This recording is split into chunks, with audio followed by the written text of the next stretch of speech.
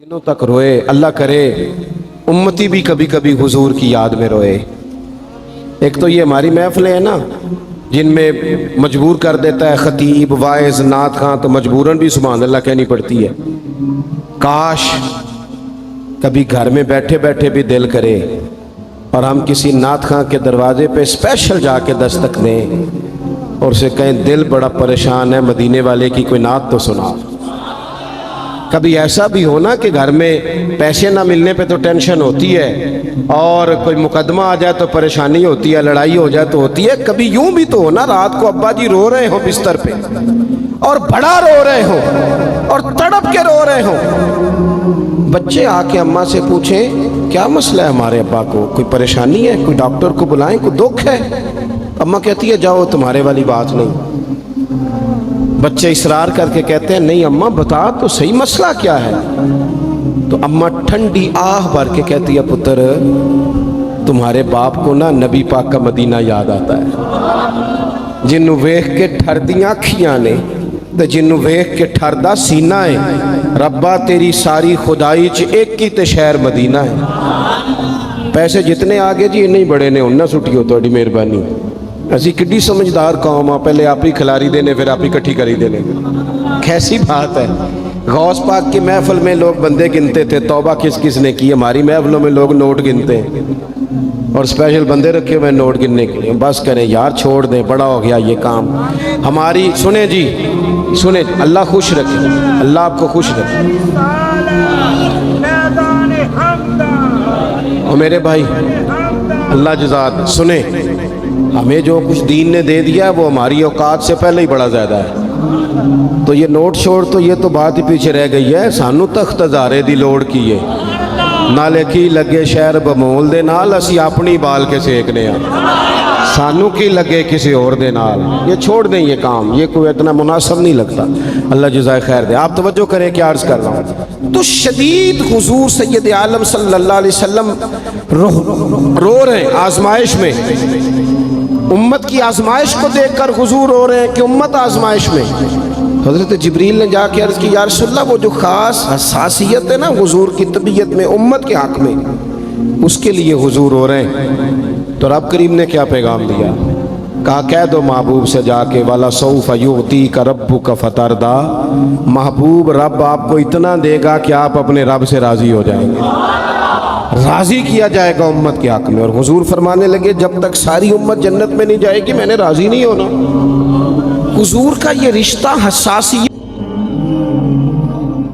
चूँकि हमारे पास तो अब हम बाज़ दफ़ा लगता है कि ज़्यादा आलिम हो गए लोग,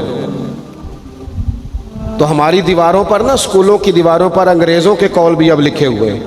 तो कई दफ़ा पूछने को दिल करता है इंतज़ामिया से कि हदीसें सारी याद हो गई हैं बच्चों को, जो तुम्हें अब कौलों की ज़रूरत पड़ गई वो भी गैरों के अकवाल तक तुम आ गए हो। इस कौम को तुमने हुजूर के फरामीन सारे सुना लिए।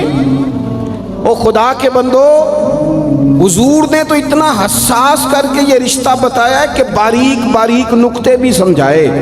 ये काम ना करना दोज़ख में चले जाओ, ये काम करना तुम्हारा फ़ायदा, एक एक बात खोल के बयान की। उम्मत के पास टाइम ही नहीं है हदीसें पढ़ने का, वक्त ही नहीं है। हमारा तो मिजाज बन गया नुक्ते सुनने सुनाने का, नुक्ते। वो हमारा नकीबे महफिल स्टेज पे भाग के उधर जाता है, फिर भाग के इधर आ जाता है। वो क्यों लगा, कहता मैं जुमला देन लगा। ओ खुदा के बंदे तू जुमला रहन देखा, तू कोई आयत दे, तू कोई हदीस पाक पढ़। वो फिर वो बाज़ों का मैं तो चूँकि कमज़ोर सा बंदा हूँ, तो वो जब 50 को दफ़ा कहते हैं ना तैयार हो जाओ जुमला देने लगा, तो ऐसे लगता है जुमला नहीं आएगा कोई एटम बम भी आएगा। भाई तू दे दे जो तूने देना, इतना परेशान तू किस बात का हो गया। और फिर सारे कह रहे हैं जितने आए, नकीब नात खां खतीब सब कह रहे हैं सारा कुरान हुजूर की तारीफ़ है। तो फिर पढ़ना चाह रहा है तू भी, तू पढ़ कोई भी नहीं रहा, कह ही जा रहा है। अपनी ज़िंदगी के अंदर हुजूर ने जो हमें असबाक दिए, जुमे वाले दिन टाइम पे मस्जिद जाया करो। मौलवी नकम्मा भी हो ना मेरी तरह का, आप वक्त पे जाएंगे तो वो जल्द तैयारी शुरू कर देगा। आप आखिरी 10 मिनट जाते हैं तो वो क्या मौलाना दीवारों को तकरीर सुनाए। तैयारी करें, हुजूर के फरामीन सुने। और नबी पाक सल्लल्लाहु अलैहि वसल्लम ने जहाँ जहाँ हमें असबाक पढ़ाए हैं वो उस रिश्ते की हसासियत को देखें। چونکہ حضور نے بڑا حساس رشتہ بنایا امت سے، تو پھر امت کے دل بھی حضور کے حق میں بڑے حساس ہیں۔ اپنے مزاج کے لحاظ سے نا نرم طبیعت کے آدمی حضرت صدیق اکبر۔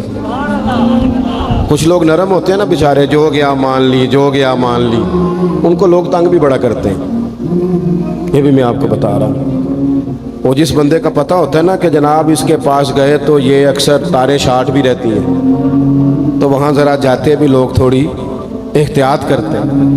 حضرت ابوبکر صدیق طبعاً نرم طبیعت کے تھے، کشادہ روئی، خندہ پیشانی مزاج کا حصہ تھا۔ وہ دیر تک صبر کرنے کے عادی تھے، لیکن ایک دن ان کے والد آئے جناب ابو قحافہ رضی اللہ تعالیٰ عنہ، بعد میں انہوں نے کلمہ پڑھا۔ ایک دن حضور کی بارگاہ میں شکایت لے کے آئے۔ اب کسی اس بندے کی شکایت آ جائے نا جس کی توقع نہ ہو، جس سے توقع نہ ہو۔ کسی نے کہا تھا نا کہ تجھ سے شکوہ نہیں بے وفائی کا، پر تجھ سے امید بے تحاشا تھی۔